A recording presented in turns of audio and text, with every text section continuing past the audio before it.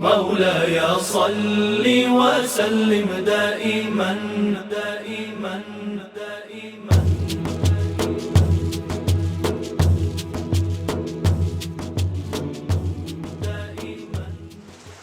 بسم الله الرحمن الرحيم. السلام عليكم ورحمة الله وبركاته. Kwa mara nyingine tena tutachukua fursa hii kuendelea na darasa zetu za Ramadhani, na leo insha Allah wa taala tutaunganisha pale tulipokoma katika darasa la jana. Jana tulizungumzia mambo ambayo mtu akiwa amefunga haruhusiwi kuyafanya, na iwapo atafanya moja katika ile tuliyotaja jana, saumu yake itakuwa imeharibika, haina thamani yoyote, ni hakufunga, yani kwa ufupi. Haya ambayo tutayazungumza leo ni mambo ambayo baadhi ya watu wanatashwishi nayo kwa kudhania kwamba mtu akifunga hafai kufanya mambo hayo tutakayoyataja, ambayo si sawa. La kwanza katika mambo ambayo watu wengi sana wanahadhari nalo kulifanya wakati katika hali ya saum ni kuoga ama kuipokoa. Kuoga kwa mtu aliyofunga si jambo baya, si jambo ambalo limekatazwa, wala hakuharibu saum na wala hakupunguzi thawabu za mtu aliyofunga.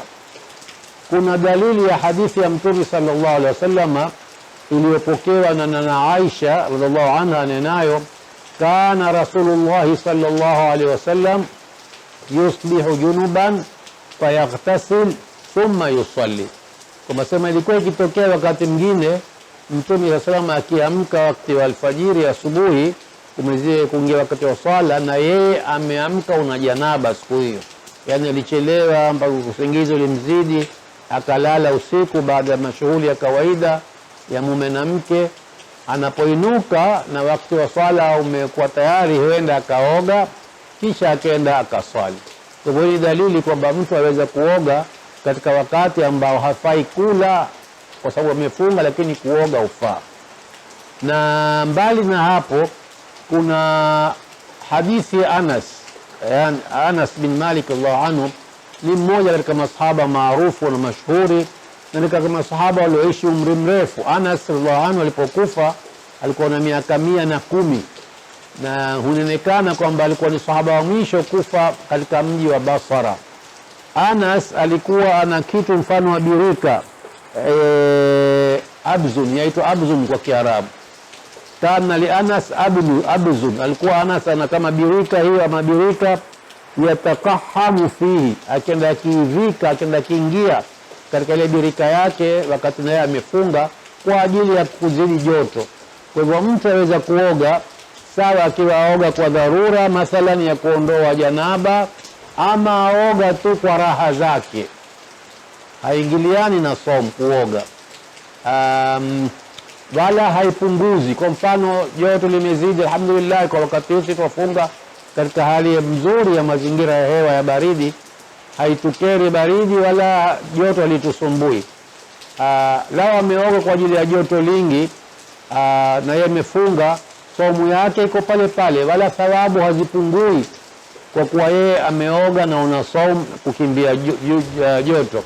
Wala ukifunga na joto lingi na kuoga, waweza kuoga ukawata kuoga utarajia kwamba utaongezewa thawabu, utaongezewa thawabu kwa kuwa uliata kuoga kwa sababu umefunga. Hii ni nukta moja muhimu atakatuifahamu. Tusitukulie dini kwa mambo mazito ambayo Mungu hakutuwekea, hakutufaradhia. Hilo ni la kwanza. Mtu akiwa amefunga aweza kuoga kwa dharura ama hata bila dharura, maadam ameona haja ya kutaka kuoga. Lingine ambalo linaloruhusiwa katika hali ya kufunga mtu kulifanya ni al-malmala wal-istinshaq, kusukutua na kupaliza puani. Yani kusukutua ni kutia maji mdomoni kisha ukayamwaga, ukazungusha ndani ya mdomo kisha ukayamwaya. Hii mkula kusukutua. Na kupaliza puani ni kutia maji ndani ya pua, na hii pia itasaidia hata mtu kuikinga na virusi vya corona. Ukisukutua au kutia maji puani ni njia moja ya kuikinga na virusi vya corona, kwa sababu hizi ndizo njia mbili pua na mdomo virusi hupitia. Lau tara izimo ukisukutua utakuwa umezitoa nde.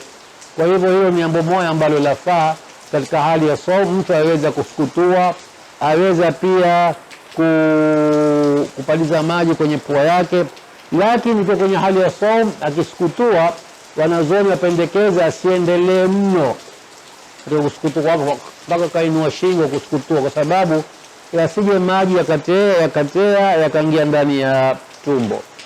Lingine ambalo pia ni swali muhimu tulifahamu hasa kwa wakati wetu wa leo ni mtu kutoa damu, kutokwa na damu ama kutoa damu.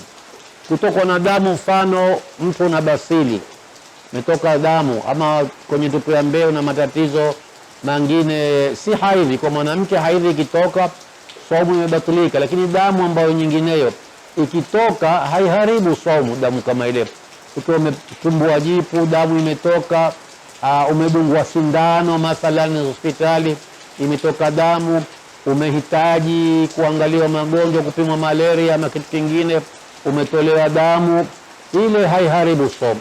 Saumu yako iko pale pale, wala haikupunguzii thawabu. Kwa hivyo kutoa damu, hata kama umetoa damu kumsaidia mgonjwa mwingine penti moja ama kama waweza zaidi ya moja, haiharibu saumu. Saumu yako iko hapo hapo, umefunga na utaendelea kufunga. Bora tu wewe waweza kutoa ile damu na haitokusakilisha katika mtano wa Ramadhani. Kwa hivyo kutoa damu kwa sampuli yoyote ile mbali na damu ya haidhi hakuharibu saumu. Saumu iko pale pale. Kwa mfano mwanamke una istihadha, damu ya istihadha ile haiharibu saumu, ile haribuo damu ya haidhi ndio hubatilisha saumu. Pia damu ya kwa sababu za matibabu, kupima wewe ama kumsaidia mtu damu, haya yote hayaathiri katika saumu. Saumu itakuwa iko pale pale. Kadhalika lingine ambalo katika jumla mambo haya yanayo mtu anayeruhusiwa kuyafanya wakati amefunga ni sindano, yani kudungwa sindano. Sindano ambayo madhumuni yake ni dawa, wadungwa sindano kwa ajili ya dawa, au wadungwa sindano kutolewa damu kutakikana kupimwa. Hizi hazina tashwishi yoyote. Kwa itifaki ya wanazuoni wote wasema kwamba sindano ambayo ni ya dawa, mtu akidunga, akitiwa sindano ya dawa haina mushkili. Mushkili upo katika sindano ya chakula. Kama tuiwao, kuna baadhi ya watu hula chakula kwa sindano, yani chakula chake ukipata kupitia sindano. Sindano ya chakula ina tashwishi. Wapo wanazuoni wanenao ya chakula hubatilisha saumu, na wako wengine baadhi wanenao kwamba hata ya chakula haibatilishi saumu, sindano ya chakula, sababu wanena ile sindano haikupitia kwenye mdomo. Chakula kinachopita kwenye mdomo, ukiwa umedungwa sindano ile haina neno. Wako wasema, lakini kauli ya wengi na ni bora mtu kuepuka sindano ya chakula akiwa una hali ya saumu. Na kuna haja gani ya kufunga iwapo mtu misikilia wakati ahitaji kutoa sindano ya chakula? Kuna haja gani? Na Mungu amekupa nafasi, faman kana maridhan wa ala safarin faiddatun min ayamin ukhar. Mtu ambao ni mgonjwa ama uko safarini, mepewa ruhusa alipe siku nyingine. Kwa hivyo haina haja kuikalifisha. Wewe ni mgonjwa, pengine pumu zikushishie, wewe una lazima wataka kufunga yao na dharubu na nini, hakuna. Dini haikuwetwa kwa kuwakalifisha watu. Yuridu Allahu bikumul yusra wala yuridu bikumul usra. Mwenyezi Mungu ametuambia wazi wazi, Mwenyezi Mungu hawakusudia mambo mapesi wala hawakusudii mambo mazito. Kwa hivyo mtu akiwa ni mgonjwa, na tutaeleza baadaye hukumu ya kufunga kwa mtu mgonjwa, asikalifishe kufunga.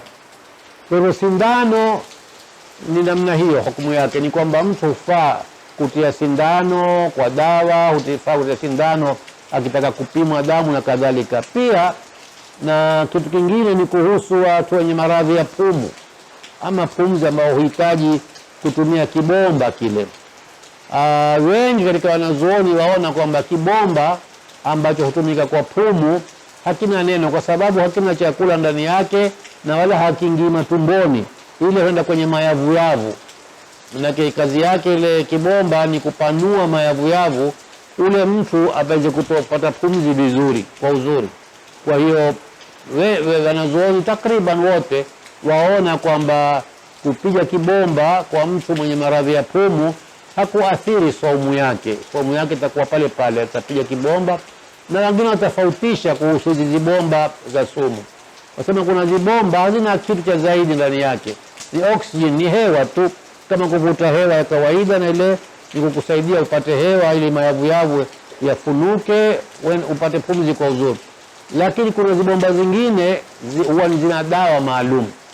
Hizi zenye dawa kuna tashwishi katiti kwa baadhi ya wanazuoni, waona kwamba kiliomo ndani ya kibomba ikiwa ni dawa, basi itakuwa haifai mtu amefunga kutumia kibomba kile, kheri ale kisha alipe wakati mwingine. Kadhalika katika vitu ambazo mtu anazoruhusiwa kuzifanya katika hali ya saum ni kupiga mswaki, kusafisha kanwa. Kama tuiwao katika Uislamu, swali la mswaki limesisitizwa mno, na kuna mara kwa mara mtu atakayepiga mswaki, tuambiwa mtu apige mswaki kabla ya kulala, apige mswaki anapoamka, apige mswaki akitaka kuswali, akitawadha. Yani tuahimizwa mara kwa mara kupiga mswaki, na mswaki una faida zake. Na lau kwamba sisi Waislamu tungeishikamana sawa sawa na sunna ya mswaki kama itakikaniwa na Mtume, basi wangelikuwa hatuna haja ya madaktari wa meno. Manake maradhi ya meno kusababishwa na masalio ya chakula yaliyoko kwenye meno na masinye na magego. Sasa ikiwa utapiga mswaki kisawa sawa, mara kwa mara upiga mswaki, ukitawadha upiga mswaki, ukitaka kuswali upiga mswaki, basi itakuwa utasalimika na shida ya maradhi ya meno. Maradhi ya meno kwa jumla kutokana na masalio ya chakula kinachobakia kwenye meno. Baada ya muda kile chakula huvunda, yani huharibika. Kikuvunda huzalisha bakteria fulani ambazo zile bakteria ndio husababisha kuathiri meno ya mtu, akasikia mara meno humzua mpaka meno yakazuka tundu na kadhalika. Kwa hivyo kupiga mswaki ni jambo mubaha, ni jambo la faa kwa mtu alofunga, wala haliharibu saumu yake. Kadhalika kupiga mswaki kwa kutumia dawa, hizi dawa za mswaki maarufu, si lazima mswaki wa kipande, hata wa brushi ukitumia dawa ni jambo la kubaliwa, isipokuwa tu ukitumia dawa yatakikana uwe na hadhari moja. Hadhari ya kwamba usimize ile dawa usiimize, upige kama usikutue, itoe nde, basi saumu yako iko sawa sawa. Na kwa madhhabi ya Imam Shafi, kwake yeye aona kwamba kupiga mswaki ni kabla zawal, yani kabla ya saa 6. Baada zawal kwake yeye, kwa madhhabi ya Shafi, asema ni karaha mtu kupiga mswaki ikiwa una saumu.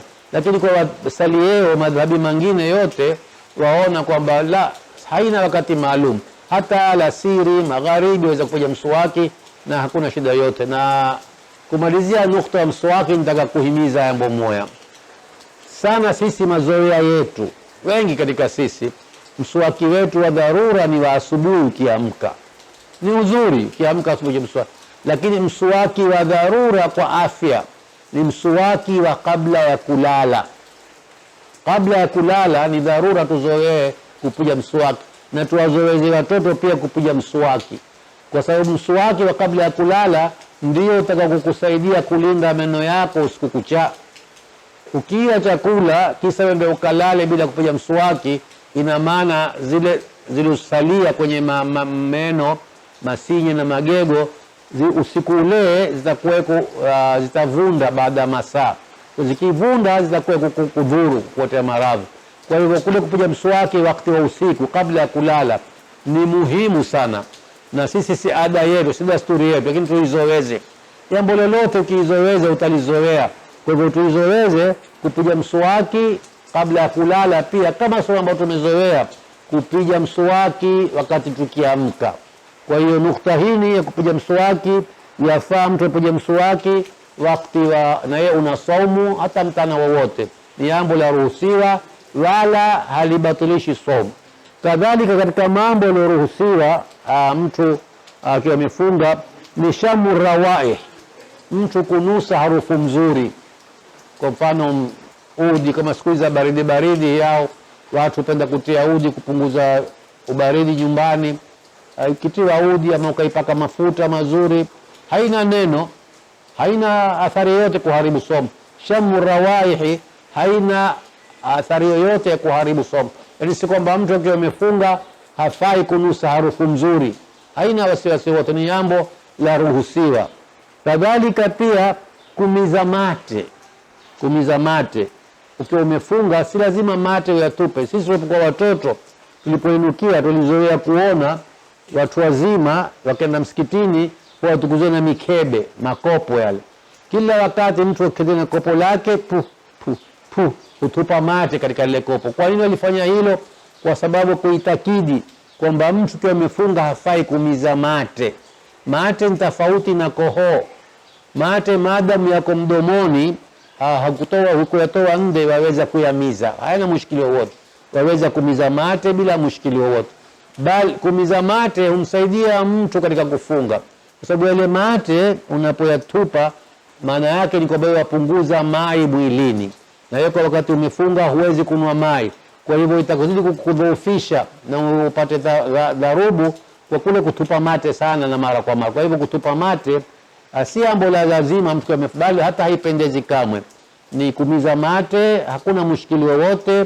Mtu aruhusiwa akiwa katika hali ya saum amize mate, wala hilo halitoathiri saumu yake yoyote.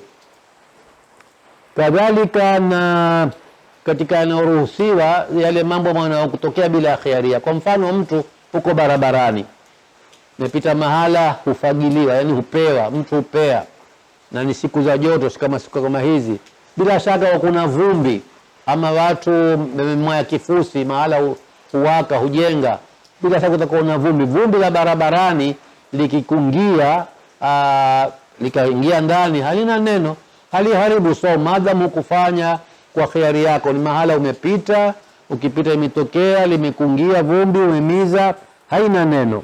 Jambo lolote ambalo huwezi kuliepuka katika zitu za kukungia ndani ya mdomo wako bila ya khiari yako haliharibu yangu.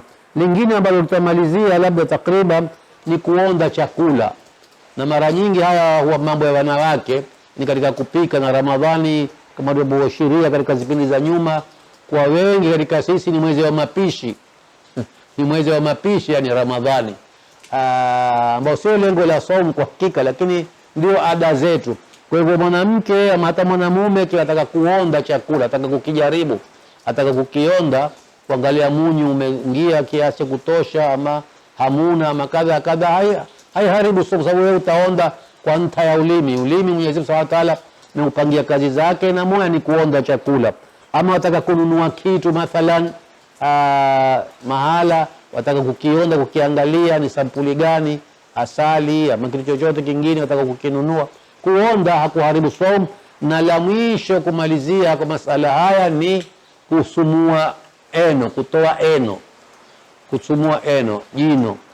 Hii haiharibu saumu, mtu anaweza kusumua, isipokuwa tu tutataka tahadhari ile damu ambayo itakuwa ikitoka pale paliposumuliwa eno asimize. Lakini kusumua eno hukutoma, limekufurisha utaya, humihayara kila wakati, huna raha, huna buraha, ukaenda kulitoa, haina neno, saumu yako itakuwa iko pale pale.